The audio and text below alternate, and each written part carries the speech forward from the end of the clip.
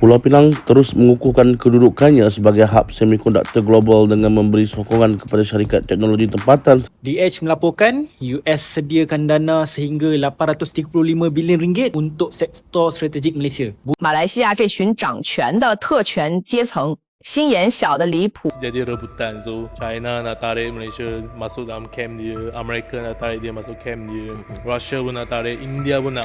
Ternyata janji palsu. Indonesia dijanjikan surga nikel oleh AS dan Jepang. Baru aja nyetak gol bunuh diri ekonomi. Indonesia baru investasi besar-besaran di nikel buat jadi raja baterai. Mobil listrik dunia malah udah nggak butuh.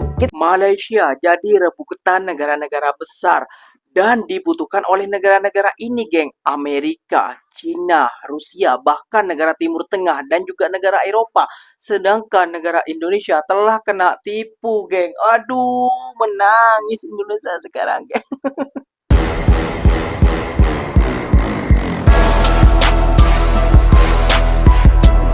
Assalamualaikum warahmatullahi wabarakatuh, geng. Berjumpa lagi bersama saya Iki. Gimana kawan-kawan, saudara-saudara, sahabat-sahabat saya? Semoga kabar kalian selalu baik-baik saja, dilindungi oleh Allah Subhanahu wa taala, dijauhkan dari segala bala musibah dan diberi umur panjang. Amin ya robbal alamin. Oke, geng, seperti biasanya di video kali ini Ikinya akan ngereksan beberapa video yang telah di-tag maupun yang telah terjumpa di TikTok. Dan di video kali ini Ikinya akan ngereksan sebuah video lagi-lagi negara Malaysia menjadi rebutan kuasa besar, geng, seperti China, Amerika, Rusia, dan negara Eropa lainnya, geng. Waduh.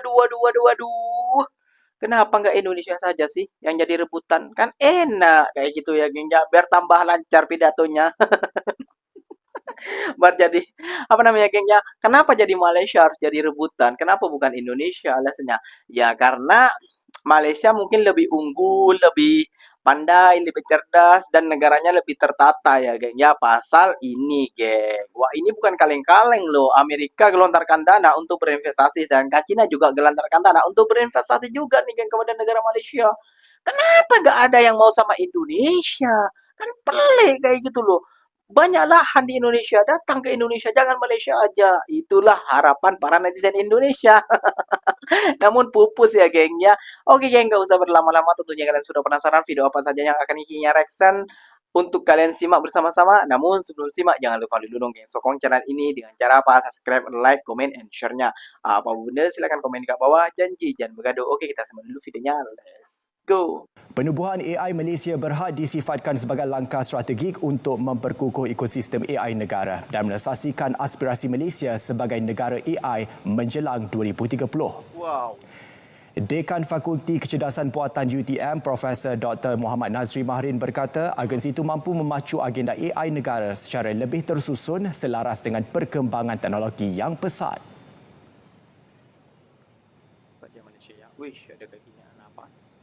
Malaysia Berhad seperti yang ditekankan perlu berperanan sebagai agensi pemancing ataupun katalis.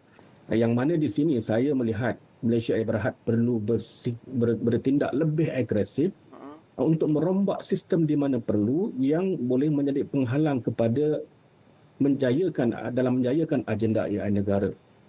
Menambah baik mana yang perlu, memacu made by Malaysia. Pulau Pinang terus mengukuhkan kedudukannya sebagai hub semikonduktor global dengan memberi sokongan kepada syarikat teknologi tempatan serta membantu perusahaan kecil dan sederhana berkembang seiring dengan syarikat multinasional.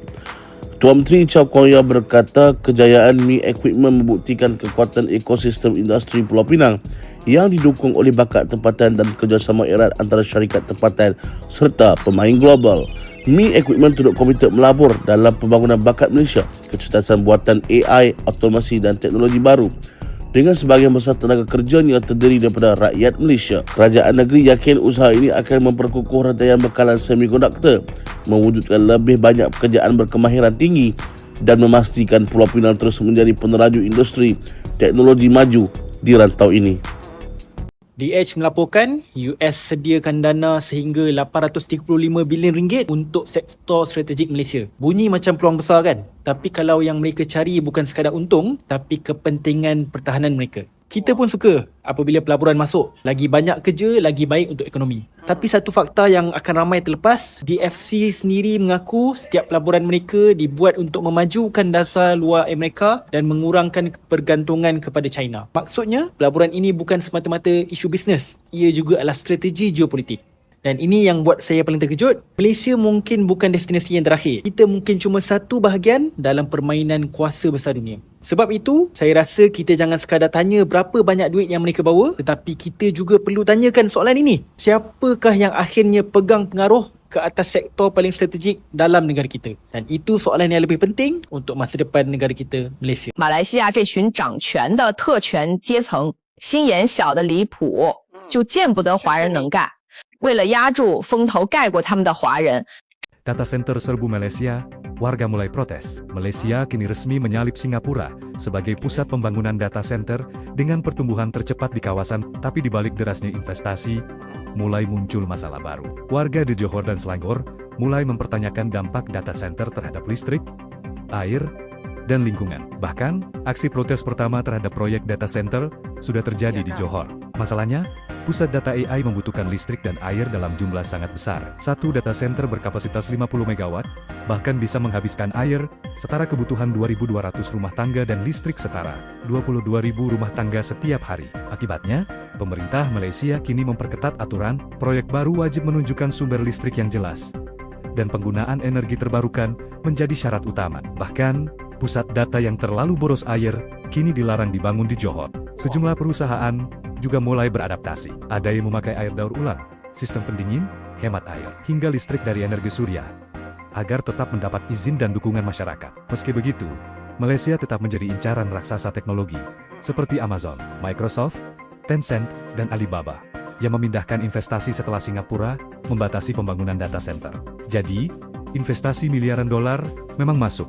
Tapi pertanyaannya, apakah warga sekitar juga ikut merasakan manfaatnya? Atau justru harus menanggung dampaknya? Baca hanya di www.idn Financials. Orang kata Malaysia ni dia macam hot item orang kata. So dia jadi rebutan. So China nak tarik Malaysia masuk dalam camp dia, Amerika nak tarik dia masuk camp dia, Russia pun nak tarik, India pun nak. So kita pun tak boleh nak pilih. Sebab kalau kita pilih masuk China, nanti Amerika tak puas hati. Nanti buat macam-macam nak kita. Kita masuk Russia, nanti pun Amerika tak puas hati. So apa kita kena buat? Dia boleh sama ada jadi neutral ataupun kita cuba main dengan semua. Tapi kalau orang tak faham, dia ingat ini apa, orang kata main banyak kolam. Munafik.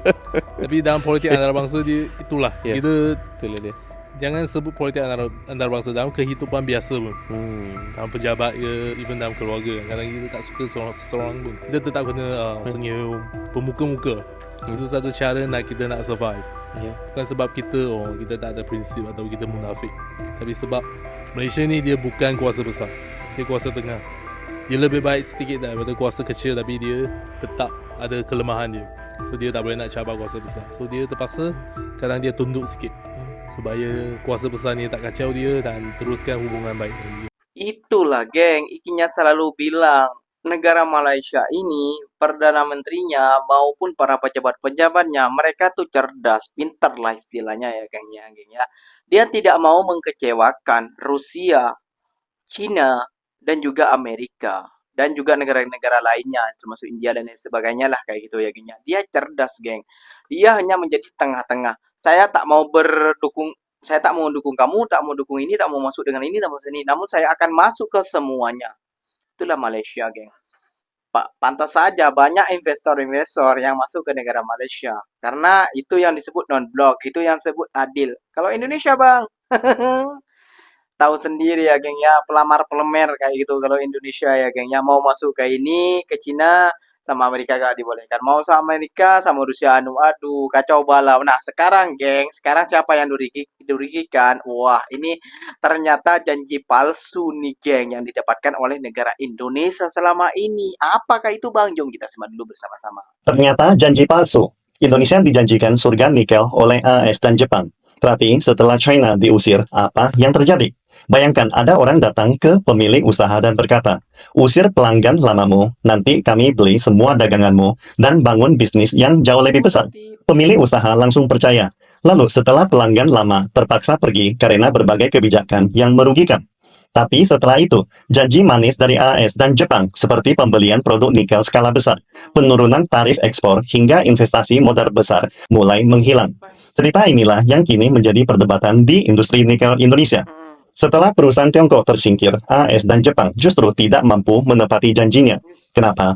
Banyak politisi barat suka berbicara tentang kemandirian rantai pasok dan lepas dari ketergantungan. Kedengarannya keren, tetapi masalahnya, menggali mineral dan mengubahnya menjadi bahan industri bernilai tinggi adalah dua dunia yang berbeda. AS Jepang dan Indonesia ternganga. Ketika perusahaan nikel Tiongkok tersingkir, mereka melakukan sesuatu yang membuat banyak pihak terkejut, membawa pulang semua rantai teknologi pengolahan nikel kembali ke Tiongkok. Karena dalam dunia industri, yang paling berharga bukan hanya tambang di tanah, tetapi otak yang tahu bagaimana mengubah batu menjadi produk bernilai tinggi, guys. Tambang bisa ditemukan di banyak negara, namun teknologi, pengalaman, dan rantai industri tidak bisa dibangun dalam semalam. Menurut gua, Indonesia baru aja nyetak gol bunuh diri ekonomi paling konyol. Setelah 5 tahun surplus dagang, kita sekarang terancam defisit. Memang wajar ya kalau kita boncos di sektor minyak, karena kita net importer minyak. Ya otomatis ya, harga minyak dunia melonjak, beban impor kita pasti ikutan bengkak. Tapi menurut gua, yang bikin geleng kepala itu kebijakan nikel kita. Kita udah bangun banyak smelter mahal buat hilirisasi. Stok biji nikel kita itu sebenarnya melimpah banget. Tapi karena aturan birokrasi kuota produksi di LKAB yang tersendat sampai dipotong, smelter lokal sekarang kelaparan bahan baku. Dan ujung-ujungnya apa? Kita malah terpaksa impor biji nikel dari Filipina. Ya jelas ya, barang impor biasa aja udah mahal. Ketambahan komoditas yang harusnya melimpah di negara sendiri, sekarang kita harus beli dari luar negeri pakai mata uang asing. Inilah yang bikin devisa bocor dan dolar jadi makin susah turun. Tapi menurut kalian gimana? Regulasi ini murni blunder birokrasi atau ada strategi terselubung yang kita nggak tahu? Indonesia baru investasi besar-besaran di nikel buat jadi raja baterai. Mobil listrik dunia malah udah nggak butuh. Kita sering dengar Indonesia punya cadangan nikel terbesar di dunia. Harusnya kita udah jadi raja baterai mobil listrik kan? Tapi BYD dan teman-temannya malah masuk Indonesia pakai baterai yang nggak butuh nikel sama sekali. Saya bangsa praktisi bisnis lingkungan yang udah handle lebih dari 1000 proyek di 10 negara. Kita bahas this is green business. Bukan berarti nikel kita nggak berkualitas, tapi kita telat baca kemana teknologinya bergerak. Dan di bisnis, telat satu langkah itu cukup buat kehilangan seluruh permainan. Selama bertahun-tahun, kita dorong hilirisasi nikel dengan asumsi baterai mobil listrik dunia bakal terus butuh nikel. Strateginya masuk akal kalau asumsinya benar. Tapi BYD masuk Indonesia 2024 dengan ATO3, Dolphin, dan Seal. Ketiganya pakai baterai LFP, lithium ferrofosfat, yang nggak mengandung nikel sama sekali. Wuling dan Cherry ikut jalan yang sama. Ketika ditanya, Liu Swiliang dari BYD jawab diplomatis, kami akan pelajari lebih lanjut kemungkinan penggunaan nikel Indonesia. Terjemahannya, untuk sekarang kita udah nggak butuh bro. Asia Times menulis eksplisit, terobosan baterai BYD berpotensi menghancurkan strategi nikel Indonesia secara permanen. BYD bahkan sedang kembangkan generasi baterai berikutnya, yaitu sodium ions dan LFP yang diduga tidak butuh nikel. Ibaratnya nih, kita baru sampai ke medan perang, perangnya udah pindah lokasi. Punya cadangan nikel terbesar memang sebuah keunggulan, tapi keunggulan itu nggak akan ada artinya kalau kita terlambat baca arah perubahan dunia. Follow akun ini buat dapetin konten bermanfaat lainnya. Malaysia jadi rebutan negara-negara besar dan dibutuhkan oleh negara-negara ini, geng. Amerika, Cina, Rusia, bahkan negara Timur Tengah dan juga negara Eropa. Sedangkan negara Indonesia telah kena tipu, geng. Aduh, menangis Indonesia sekarang, geng. Kita yang kayaknya sumber alam dari nikel kayak gitu ya, geng, yang bla bla bla nikel ini. Aduh, ternyata nikel tidak dibutuhkan lagi. Ya gimana ini, sakit kepala pula. Aduh, ya Allah ya Rabbi. Itulah akhirnya selalu bilang, para pejabat-pejabat kita itu tidak cerdas. Kayak gitu ya, geng ya. Kalau para pejabat-pejabat kita cerdas seperti Singapura, Malaysia, Vietnam, udah maju negara kita, geng. Ya sayangnya negara kita ini nggak ada yang cerdas kayak gitu ya, geng ya. Ya agak bener juga sih apa kata jantung pisang itu. Kalau berteman dengan warga Konoha, kau akan menjadi tidak cerdas kayak gitu loh. Jadi di sini kesimpulannya, menteri-menteri kita itu hanya apa ya, tidak membacanya apa perkembangan di teknologi. Mereka hanya memfokuskan untuk menambang terus menambang, menggali sebanyak mungkin Namun setelah itu tidak laku. Waduh, kasihan juga. Ya, meskipun nikel bukan cuma untuk baterai dan lain sebagainya, namun kan yang paling mahal harganya itu untuk baterai ya kan. Di sini udah kecewa nih rakyat Indonesia, menangis, geng. Oke, geng, mungkin videonya sampai di sini saja. Semoga video ini bermanfaat dan semoga kalian suka dengan video ini. Terima kasih banyak buat kalian yang telah like, comment, and share-nya. Apa benda silahkan komen ke bawah. Janji jangan bergaduh. Ikinya pamit undur diri dulu. Wassalamualaikum warahmatullahi wabarakatuh, geng. Berjumpa lagi tahu di mana di next video. Bye bye.